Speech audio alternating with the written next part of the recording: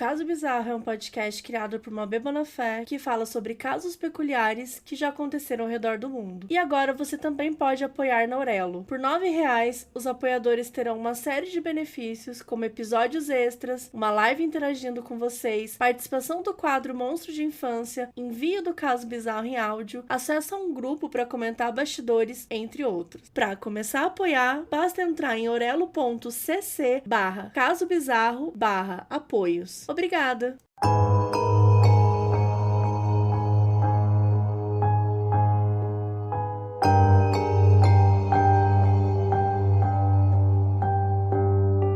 Oi, gente! Sejam bem-vindos a mais um episódio.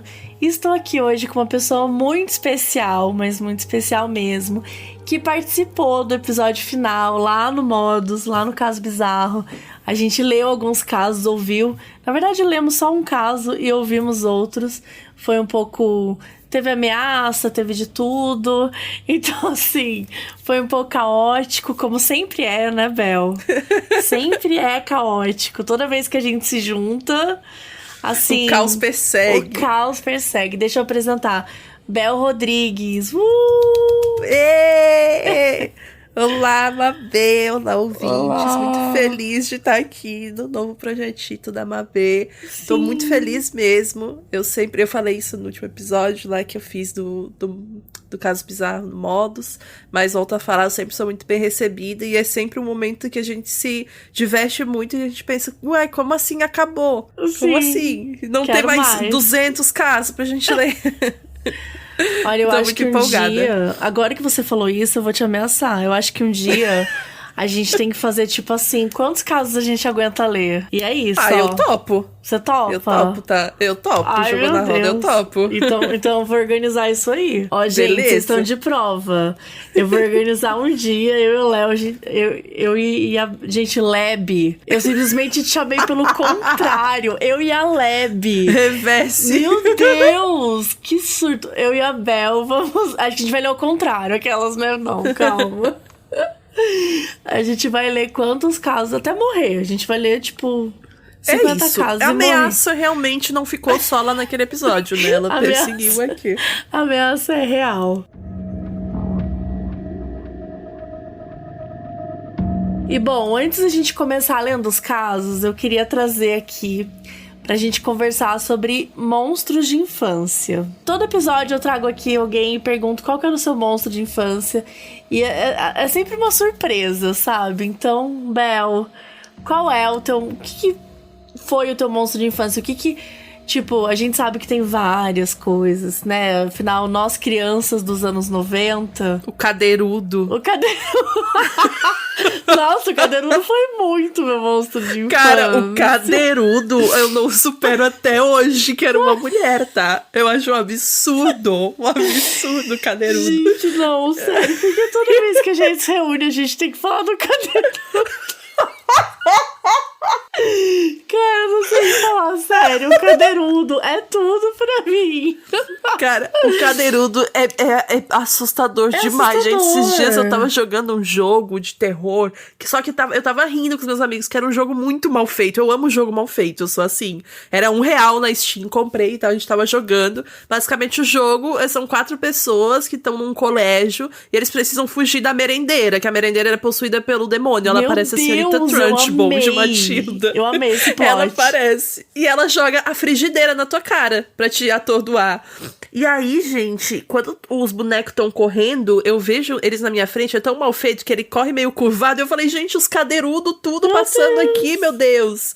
Parece Imagina. tudo um bando de cadeirudo. Imagina que terror, tem um monte de cadeirudo correndo atrás de você num colégio, gente. Eu não consigo imaginar uma cena que me dá mais medo.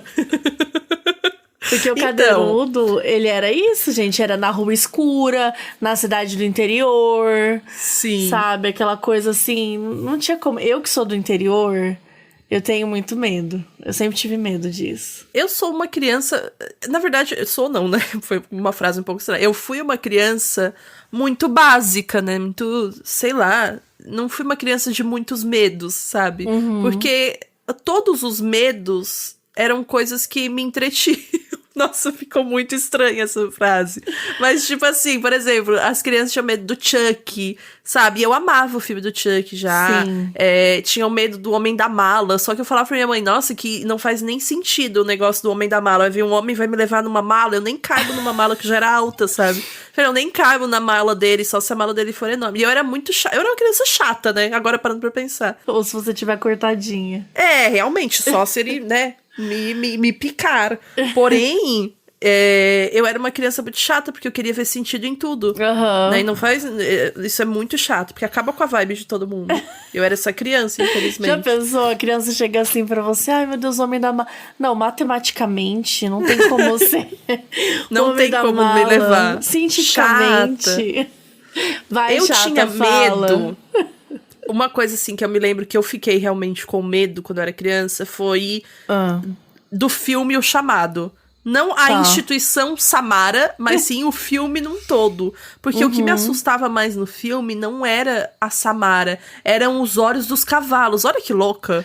Sabe? Porque focava muito naqueles olhos, né? Sim. Focava muito. E aí eu já tinha um pouco de uma relação não muito amigável com cavalos em si, porque no meu aniversário de 10 anos eu tava brincando de esconde-esconde, e quando eu fui me esconder num terreno baldio tinha um cavalo que me deu um coice, né? Então eu já fiquei um pouco... a nossa relação já ficou meio abalada, meio dos cavalos. E aí, quando eu vi O Chamado, foi pouquíssimo tempo depois disso. Eu tinha 10 anos, foi bem pouco tempo depois disso, assim. Cara, eu tô até pesquisando aqui pra lembrar... Porque eu fiquei em choque, assustador. cara. Sabe por quê? Porque eu tava... a gente tava vendo no verão, eu faço aniversário no verão. Então, tipo, um tempo depois, assim, de eu fazer 10 anos, a gente se reuniu na casa de um amigo, tipo, eu e, sei lá, mais umas 5, 6 crianças lá do bairro que brincavam juntas. E aí a gente foi ver O Chamado. E era de noite, tipo assim, eu não podia sair à noite. É porque o prédio dele era na frente da minha casa. Então minha mãe deixou eu ir. Inclusive, o prédio dele é do lado daquela casa que eu invadi quando era criança, que era abandonada e tal, enfim. Claro, normal. Vamos trazer de volta a Bel, invasora de propriedades. Aí a gente assistiu e tal, e teve um bagulho que aconteceu no meio do filme, que foi o telefone tocar, sabe? E o interfone também tocou. E, pô, tu tá assistindo. Toda a base do filme é a Samara ligar pra avisar que em 7 dias ela tá chegando. Sim. E aí o telefone toca no meio do filme. Foi um negócio que me bateu tanto que eu falei, gente, eu não quero mais ir embora. Que medo, que medo, que medo. Eu lembro que eu fui com medo. Eu desci as escadas do prédio, era o primeiro andar, com medo. E fui até a minha casa, atravessei a rua, literalmente, com medo. E eu me lembro de tipo, esse é o que mais, assim, eu penso em medo de infância, sabe? Porque eu sei lá, não tive outros antes. Eu tinha, não medo, mas muita agonia do Fofão, mas não é exatamente da minha época, assim. O Fofão, tipo, não cresci com bonecos dele, nem nada disso. Tinham bonecas, até mesmo aquela boneca do último episódio lá do Caso Bizarro que a gente fez. Aquelas bonecas eu sempre tive pavor, minhas amigas todas tinham. De altura, né? A Xuxa que anda, e a Angélica que anda junto, eu sempre tive pavor daquelas bonecas. Nunca pedi, nunca quis. Minha mãe sempre agradeceu porque eram caras. Então, nunca gostei muito delas, não. Em compensação, eu pedi o boneco do Chuck. Né? E aí até hoje é meu sonho ter, eu sempre falo disso em live, é meu sonho ter o boneco do Chuck, mas ele é 10 mil reais, então é um pouco complicado. Nossa, dá 10 mil agora, a última vez que eu tinha visto tava 6 mil.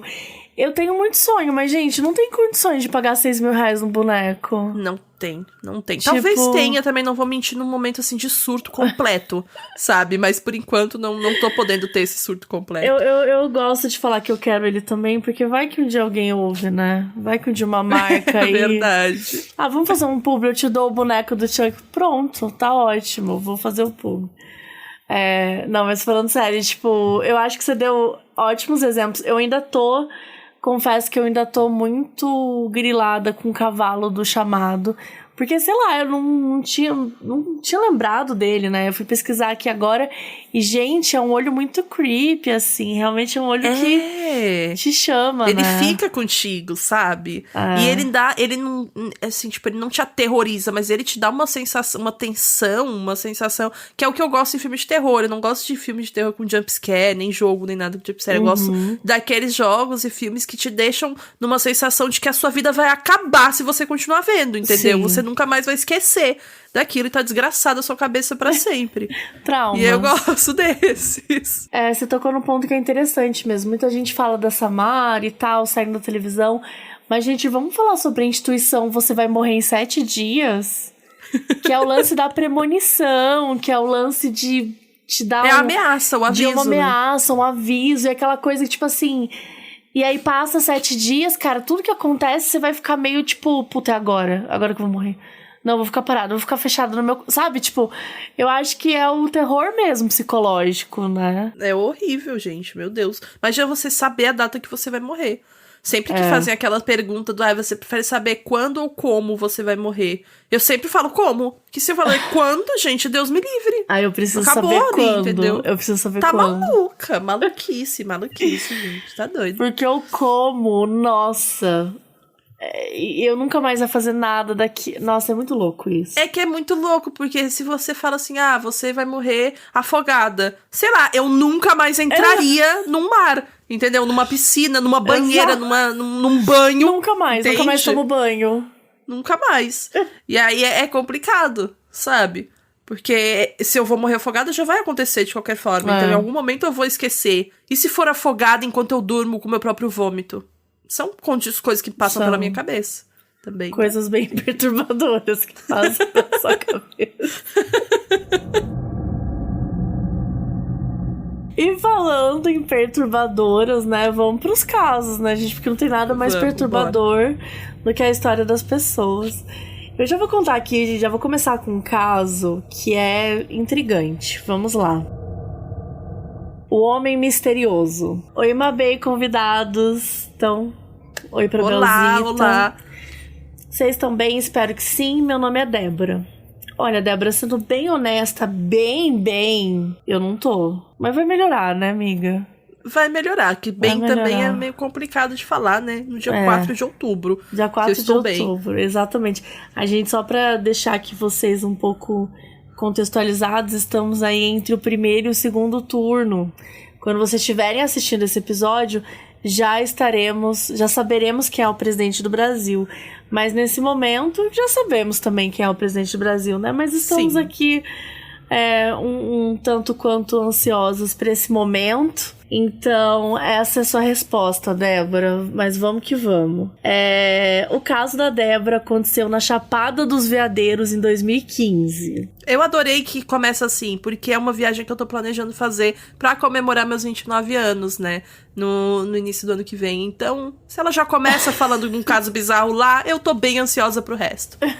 Não, você já sabe que vai ter coisa boa quando você for, né? Bom, ela fala que é de São Paulo, em 2015, ela foi com a melhor amiga dela pra Chapada, que era pra ser uma viagem em casal, mas, como ganhei um pé, acho que o namorado, sei lá, terminou, então ela presenteou a melhor amiga dela e foram as duas juntas. Aí ela contextualiza aqui que a Chapada dos Veadeiros é conhecido por ser um lugar místico, que muita gente relata ver OVNIs lá. Que até a decoração é meio inspirada na temática ETzinhos. Só que a experiência dela não parece ter sido extraterrestre, não. Foi uma coisa mais espiritual mesmo. Então, bora lá. Elas estavam num caminho que chamava Catarata dos Couros. Gente, eu amei. 100% sapatão. Sapatânica. Catarata dos Couros. E o GPS estava falhando e sem sinal de internet. Então elas pararam numa fazenda para pedir informação.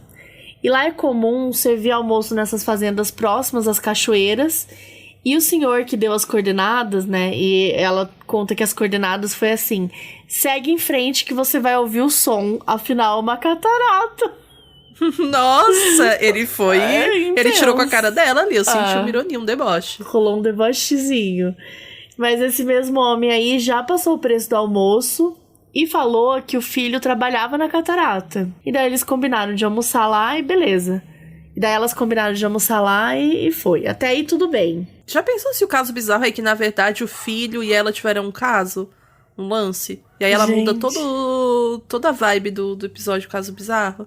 Porque daí ela... Porque, né, não vai deixar de ser um caso bizarro. Bizarro, Começou Num Fica aí a término de ideia, né? relacionamento, de repente pega o filho do fazendeiro, da chapada Ah, eu sou do... fanfiqueira. No momento que ela falou, eu fico com a minha best. Aí o filho do moço trabalha lá, já começa o quê? Todo um filme da Larissa Manoela na minha cabeça, entendeu?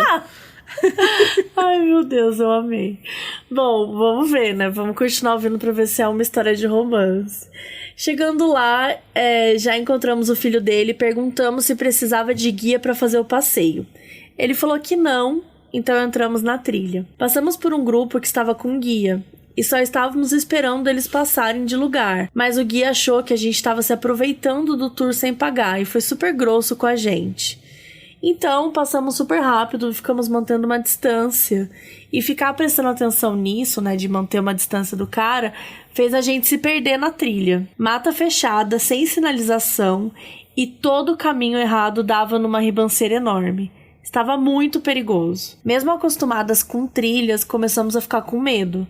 Depois de umas 2 horas tentando nos achar, decidimos tentar subir pelo caminho que fizemos e desistir. Foi aí que encontramos o homem fazendo a trilha descalço e ele perguntou: "Como que tá a água?"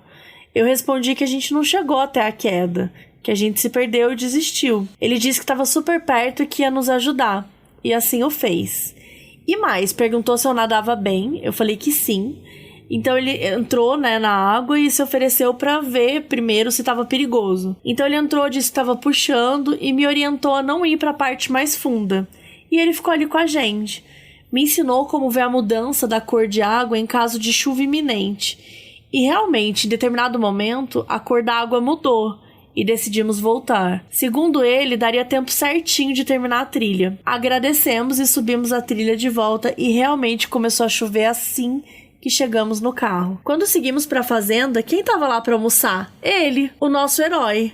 Gente, pera lá, deixou o homem lá. Calma. Chegou na fazenda e encontrou com ele, vamos ver. Almoçamos juntos na fazenda e vimos uma belíssima revoada de papagaios. Foi lindo. Ele se levantou, se despediu e foi embora. Nós ficamos mais. Quando o filho do dono da fazenda, que trabalhava lá na catarata, chegou, fomos falar com ele. Falamos que a trilha era perigosa e que precisávamos de guia sim. Falamos isso no intuito de outras pessoas não sofrerem acidente. E falamos que a gente só chegou à água com a ajuda do moço que estava com a gente. Foi aí que o dono da fazenda disse que nós duas almoçamos sozinhas. E o menino da catarata falou que a gente saiu da trilha sozinha também. Que além do grupinho com guia, não tinha mais ninguém. Voltamos pro hotel chocadas. Até hoje digo que conheci meu anjo da guarda e que ele faz trilha sem tênis. Bom, esse isso, grupinho obrigada. com o guia, a gente já entendeu que é grupinho com guias espirituais, né? No caso, então, realmente Gente. é de se impressionar. Mas assim, não aceito. Não aceito. Porque o homem lá, o filho do homem que trabalha nas cataratas, ele viu elas sozinhas e não ajudou nem nada. É que ele ficou lá, né? Ele trabalhava lá, então ele tava ajudando. Ele trabalhava nas cataratas. Imagina se ele for acompanhar todo mundo. Não dá. Complicado. Gente... Mas me conta, Débora, vocês ficaram, tu e o filho do dono É melhor que ter ficado com o filho do dono do que com o homem que é invisível. que com guia espiritual. Descalço. Imagina, tu tá fazendo uma trilha descalço, o pé tá que é uma lixa de parede. Nossa, Ave verdade. Maria. Ainda bem que ele tá morto, né? Ou não, né? Também. Ou não, Fica aí a dica. Cara, mas achei interessante. Eu tenho uma tour. Uma vez eu tava voltando... Eu morava no interior de Minas. Uma cidade bem pequenininha. Tinha 5.000 habitantes. E aí, todo final de semana, eu e minha mãe, a gente ia pra Belo Horizonte. Que ficava uns 80 quilômetros dali. Só pra passear. A gente gostava de passear. Ia no shopping, nos parques. Ficava passeando o dia inteiro. E aí, teve uma vez que a gente foi e acabou ficando muito tarde. Era umas 10 da noite, assim, que a gente saiu do hotel. E a minha mãe, vamos dormir aqui em BH mesmo. A gente tinha muita amiga em BH, podia dormir na casa de alguém, hotel, enfim. E eu insisti, eu falei, não, vamos voltar pra casa. Porque era muito rápido, né? 80 quilômetros e tal. Só Sim. pegava a rodovia e beleza. Pra chegar na cidade que eu morava... Tipo, você tava ali na BR-381, né, na Fernão Dias, que liga São Paulo a BH. Então, você pega de BH até tal cidade, dá uns 60 quilômetros. Aí, você entra nessa cidade e, nesse momento, até a minha cidade, São aproximadamente uns 20 quilômetros, que tem uma parte que tem estrada de terra e uma parte que tá asfaltada. Então é meio tenso, assim. E era muito à noite, muito escura, cidades muito pequenas. Então quando a gente tava chegando ali, começou a chover muito forte, muito forte. E aí a minha mãe passou por um buraco, assim, a gente não tava enxergando direito. Ela passou por um buraco e o pneu estourou. E assim, não tinha condições da gente trocar o pneu. Tipo, a gente tinha uma lanterna, só que tava chovendo muito, assim, sabe? Tava meio, tipo, desesperador e ao mesmo tempo não tava... Tipo, não tinha uma parada... Minha mãe colocou, né, um negócio pra avisar na estrada, mas mesmo assim tava perigoso. Era capaz de qualquer caminhão, qualquer carro que passasse por ali, bater no nosso carro. Porque o nosso carro não tava exatamente super no cantinho, assim. Sim. Então, tava super perigoso, tava super complicado. Aí eu liguei pra uma amiga minha da faculdade, que morava numa cidade ali perto, e ela ficou de pedir pra um mecânico, né, ir até lá. Só que assim, fazia 30 minutos já e não passou nenhum carro, não passava nada. A gente sozinha ali, eu tinha certeza que a gente ia morrer. De animal, de passar um caminhão, qualquer coisa. Aí de repente passa um carro e aí eu me jogo na frente, tipo filme de terror mesmo. Eu me jogo na frente, assim, abanando as mãos. Tipo, tirei a coragem do cu, assim. Falei, foda-se, eu não sei o que vai ter aqui dentro desse carro. Mas é melhor do que a situação que a gente tá. Porque a gente já tava... Nessa, a gente já tava uns 40, 50 minutos dentro do carro. E qual não foi tua surpresa ao ver que o motorista do carro era o cara descalço da trilha da Débora? Era um homem descalço. Não, brincadeira. Era um casal de velhinhos. E aí, o cara se ofereceu pra trocar o pneu. A senhora me emprestou um guarda-chuva, fiquei lá segurando o guarda-chuva enquanto ele trocava o pneu pra gente. E a gente conseguiu ir. E até hoje eu tenho certeza que esse casal não existe. Tipo, eles... Cara, como assim? A história acabou assim? Não, do nada, né? Tipo assim, do nada. Como do assim? nada! Não, pra mim, eles são a minha Mary Poppins, entendeu? Ao invés de chegar voando de guarda-chuva, ele chegou de... Não tem como esse casal. Gente, as cidades eram pequenininhas e eu nunca tinha visto esse casal. Minha mãe também não conhecia.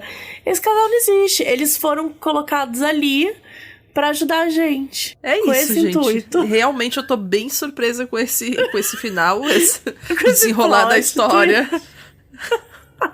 Meu Deus, cara, eu já tava até, sei lá, na minha cabeça eu já tava, tipo, imaginando como que eles eram, um casalzinho, assim, de velho. Eles eram fofos, mas né, mentira, eles não existem de verdade. Eles não existem, é isso.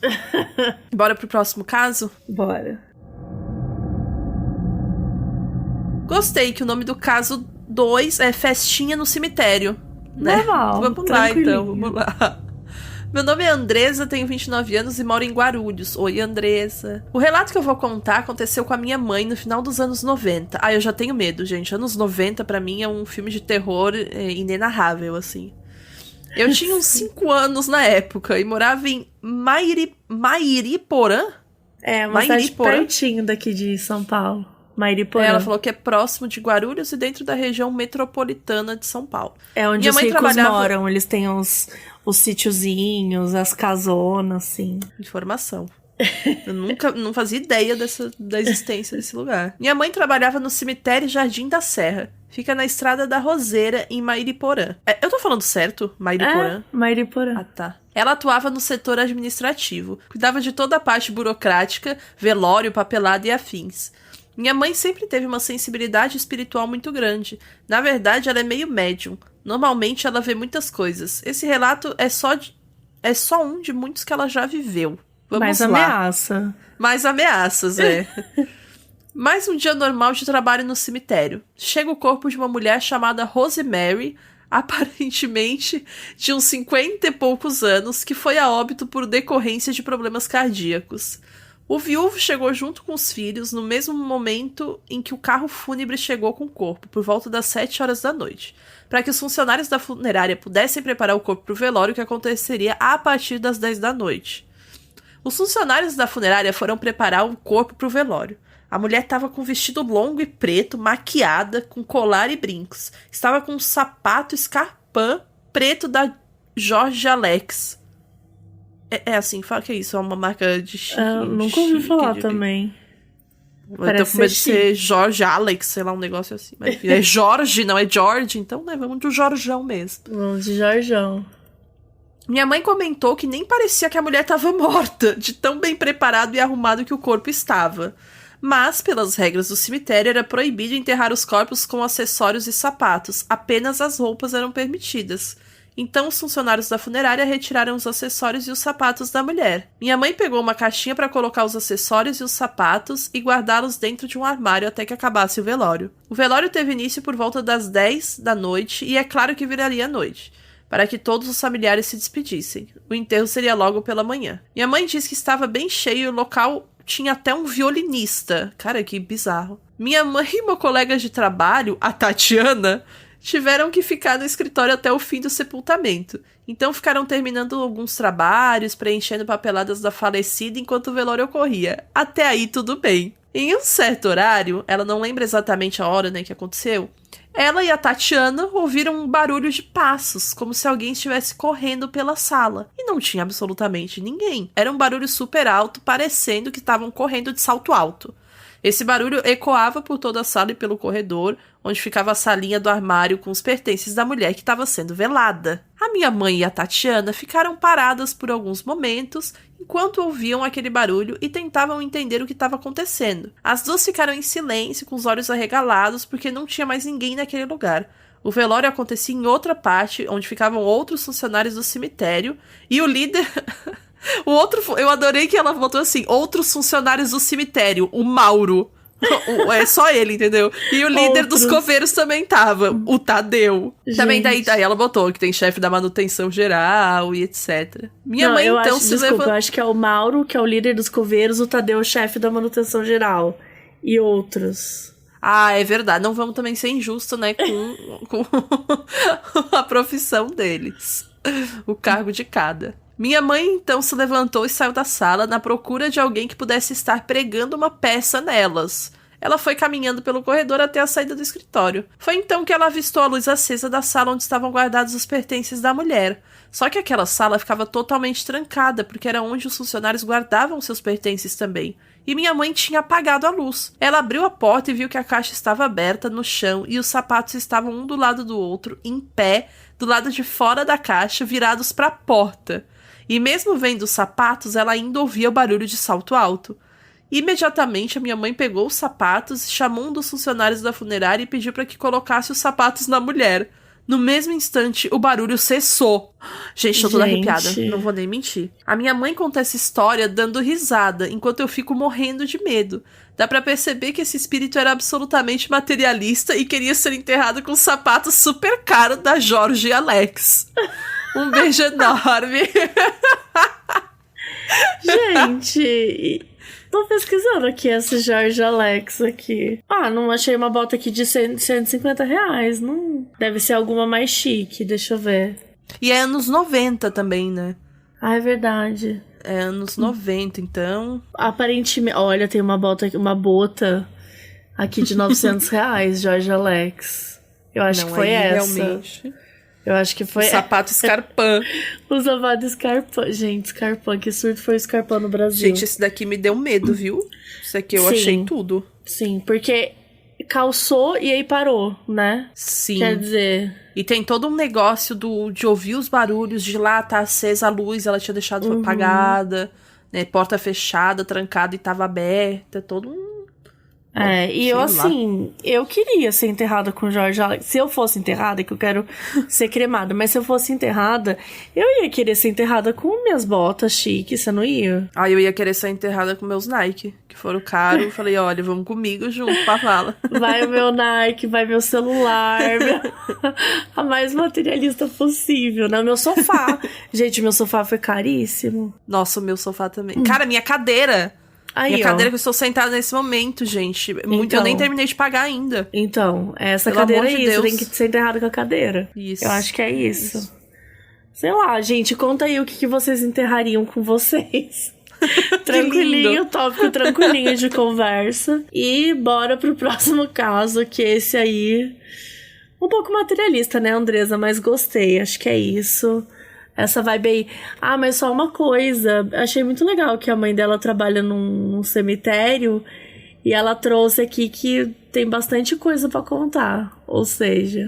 Ameaçou, né? Ameaçou. Estamos esperando aí. Não, imagina a pessoa que trabalha num cemitério, gente. A quantidade de história que essa mulher deve ter. Eu fiquei intrigada do porquê que no velório não pode ter os acessórios. Será que tem gente aleatória que entra pra roubar? Que eu, como sou brasileira, a primeira coisa que eu pensei foi isso. De gente que entra pra roubar.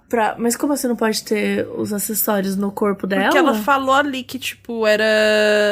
É regra da verdade. funerária mesmo. Não ter acessórios, sabe? Só poder... roupa. Verdade. Não tinha pensado nisso. Loucura, né? Se alguém souber a resposta, a gente conta aí pra nós. Porque eu tô tentando lembrar aqui das... Tipo, vi poucas pessoas que morreram próximas, assim, mas todas que eu me lembro estavam calçadas. E estavam de acessórios também. Eu nem sabia que calçado era um acessório. Começa por aí, pra mim era uma peça de roupa. Calçado... Mas, tipo... ela disse que até brinco, né, joia e tal, assim, ela tirou e colocou num negocinho. Isso eu já não Mas me lembro. toda vida eu vi também, em velório, tava com joia, com essas coisas. Pode ser uma política só do lado deles mesmo, né, ou pode ser dos anos mas 90, deve ter uma explicação. Eu, pra qualquer coisa, eu falo que a culpa é dos anos 90, eu sou assim. Eu sou assim. Bom, o próximo caso é medo de monstro. Meu nome é Bianca e hoje eu vou contar uma entre as inúmeras ocorrências sobrenaturais que já experienciei. Gente, mas hoje é só as pessoas mais carregadas aqui, né? Ninguém tem uma única história que aconteceu na minha vida. Todas é assim, não. Uma entre várias. Muitas ameaças. Muitas ameaças. Eu dividi o quarto com a minha irmã e confesso que tinha um pouco de terror noturno. Logo eu, que cresci na metade da década de 90... Ah lá, Bel... ela também culpou os 90. Aí ela vem aqui, logo eu que cresci na metade da década de 90 e vocês lembram dos filmes, né? Exorcista, Fred Krueger, Jason, Chuck. Só a nata, só meu a Deus. Nata, nossa, perfeito. Halloween, época maravilhosa. Perfeitos. Sempre via vultos por aquela casa e morria de medo de bonecas. Porque eu sempre achava que enquanto eu dormia, elas levantavam e faziam a festa. Aí já é Toy Story, né? Mas aí por que medo? Deixa elas se divertirem. Nessa noite em específico, eu tinha acordado e não conseguia dormir. Meu quarto não tinha porta e a luz do corredor sempre ficava acesa. O quarto não ter porta já me deu um pouco de medo. Também. Porque Nossa, pavor, se não gente. tem porta, qualquer coisa pode entrar. Um vampiro não precisa pedir autorização, por exemplo. Exatamente. Ele não só que ele entra. também fosse pedir, né? A porta assim não impediria muita coisa. Mas ela dá essa falsa ilusão. E a gente gosta sempre de se iludir. A gente, ser humano, gosta. A gente gosta de estar mentindo pra gente mesmo. Exato. E aí ela fala que ela olha pra porta. Acho que deve ser o lugar que teria uma porta, né? Porque não tem porta. Batente. Ela olha pro ela batente. acaba de contar que não tem porta e vem, olha pra porta. Pera lá, você tá querendo me enganar, Bianca. Então ela olha pra um buraco e um vulto para ali. Não sei como eu via isso, mas é como se ele soubesse que eu estava acordada. Eu encarava aquela figura e já me tremendo toda, resolvi me cobrir com a coberta. Fiquei ali um tempo esperando que aquilo fosse embora e que eu pudesse dizer que era só coisa da minha cabeça. Mas depois de um tempo, me descobri. Aquela figura humanoide estava do lado da minha cama. Gente, eu tô apavorada. Apavorada. Sério, sim. Sério? Nossa, sim, tipo, ela entrou dentro do cobertor e ela fechou. Na hora que ela abre, tá do lado dela. Puta que pariu. Parece filme de terror parece total. filme de terror total. Deu até um negócio. Mas vamos lá. Do lado da minha cama. Ele parecia olhar pra mim. Eu via seus ombros mexendo e simulando uma respiração ofegante. Fiquei paralisada. Não conseguia me mexer nem gritar nada. Até que consegui fechar os olhos e depois de alguns minutos eu abri e aquele vulto não estava mais lá. Até aí, tudo bem. Claro, até aí Tranquilo. tudo bem, sim. Levantei pra ir ao banheiro, pois o cagaço foi enorme. Fui lavar o rosto, aproveitar pra passar na cozinha e beber uma água. Eis que estou voltando pro quarto e um vulto saiu do ponto correndo e me atravessou. Sério, eu senti um gelo até na minha espinha. Fui correndo pro quarto e pulei na cama, me cobri e esperei até cair no sono, enquanto a minha irmã dormia tranquila.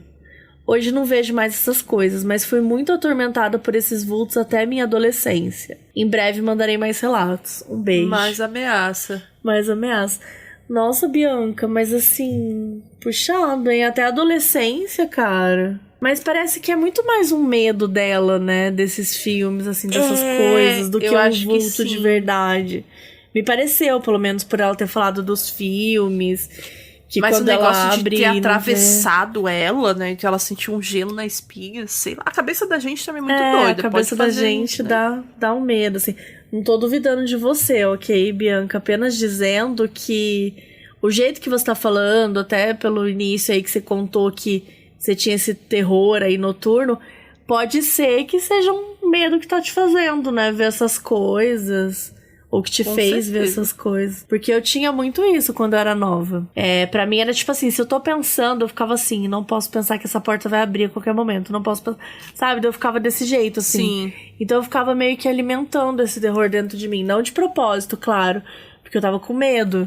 Mas tem muito isso também, né? O quanto que a gente contribui pra ficar assustada, pra ver as coisas, porque é tudo muito louco. Tipo, pode ser um vulto? Pode, mas também pode ser uma luz que bateu num lugar errado, que aí bateu numa parte do teu, sabe, da tua vista, que você viu assim, meio de lado. Tu já tava doida porque viu aquilo lá, né? Exato. Então... Às vezes também é só um negocinho, não é nada demais, a gente dá, né, fica noiado também. Então tem que tomar o famoso cuidado. E ter uma porta, né, Bianca? Vamos ter uma porta? Acho que hoje em dia você já tem uma porta. Acho que é isso. Acho que o principal de tudo.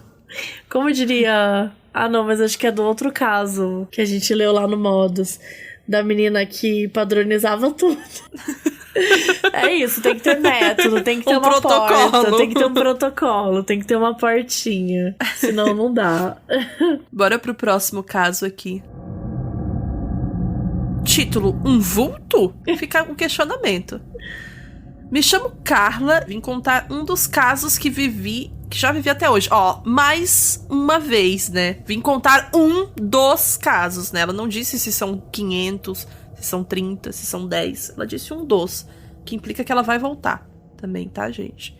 A Carla vai voltar. Em 2020, eu trabalhava em uma fábrica de alimentos congelados. Observação. Essa fábrica foi construída em um lote onde antigamente existia uma marmoraria. E dizem os fofoqueiros que uma funcionária morreu esmagada por uma peça de mármore gigantesca. Tá. Mano.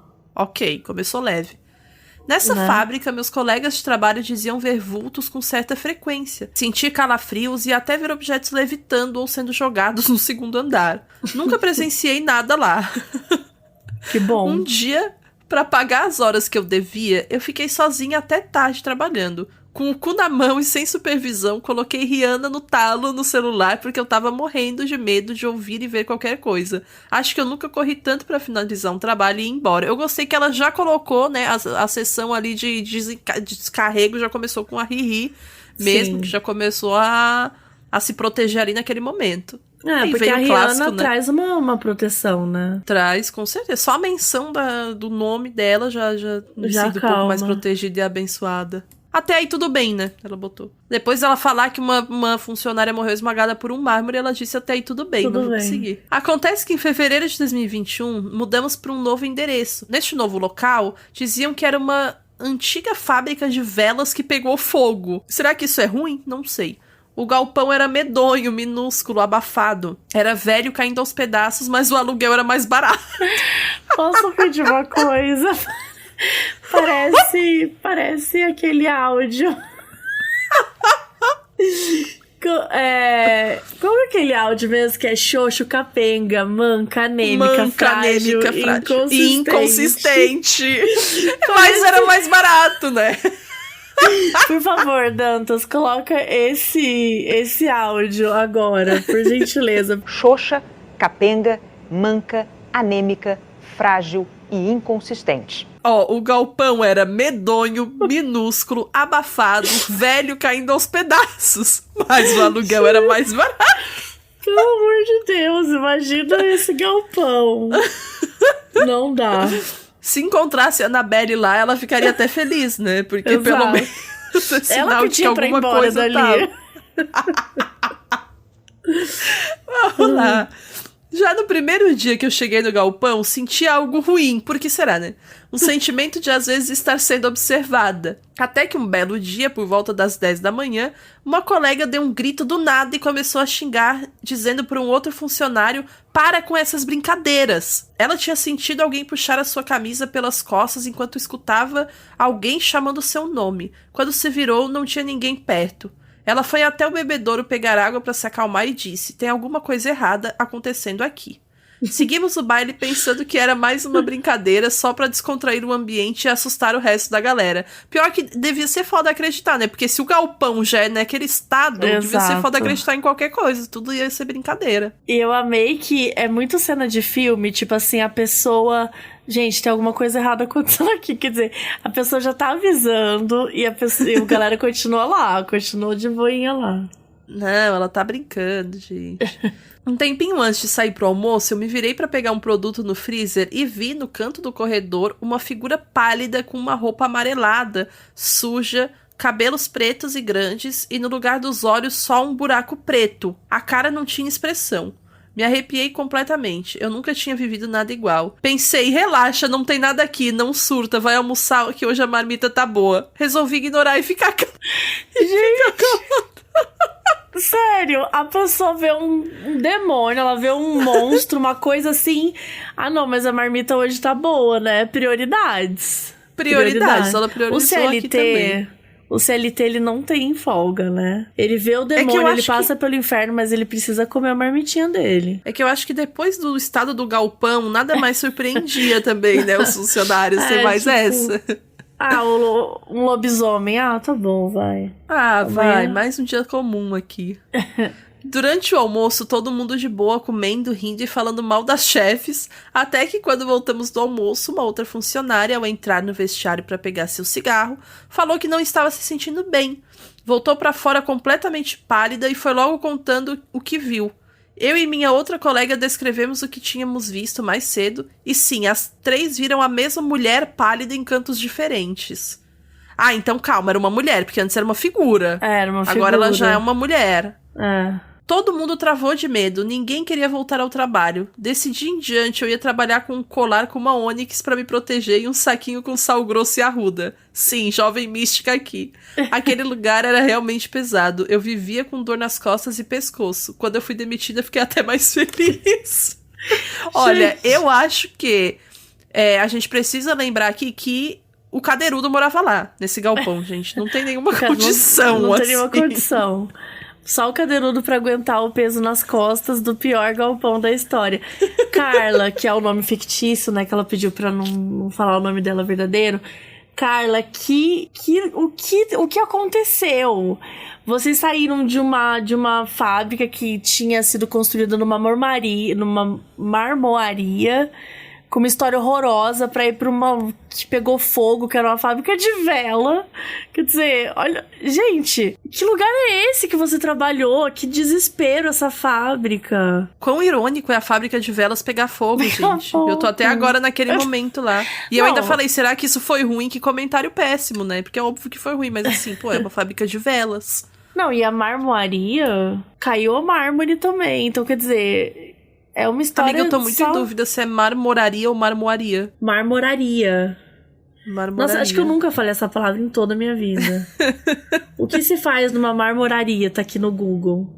O marmorista é o profissional que faz acabamentos, polimentos, corta e instala as pedras no local. Então fica aí a dúvida pra que ele espera que elas não caiam em cima dos outros. E ele espera que não caia em cima dos outros.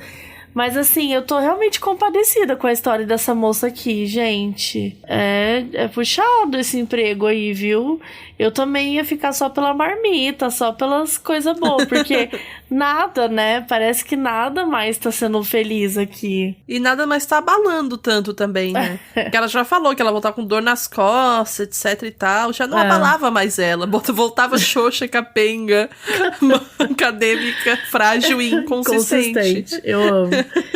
Mas eu gostei que no fim ela foi demitida, mas ficou feliz. Eu espero que você esteja no emprego melhor hoje, no ambiente melhor, né? Porque o ambiente puxado esse aí, nossa. Tenha pelo menos parede. né? Sempre muito bom, importante, que tem um chão. Porta é importante, a gente já descobriu nesse episódio também que porta é muito importante.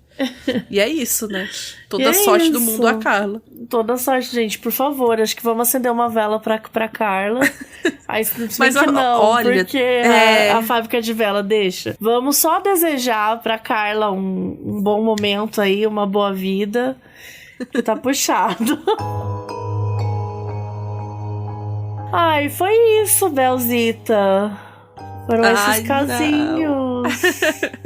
Já acabou. Já acabou, mas ó, vocês ouviram que um dia a gente vai gravar um quantos a gente aguentar. Sim. Eu acho que é isso, a gente tem que fazer uma gravação bem loucona, assim, de pegar bastante caso. Então, galera, olha só, a partir de agora, o e-mail para mandar o caso bizarro é casobizarropodcast@gmail.com. Então, vou colocar no Instagram, vou colocar no Twitter também esse e-mail.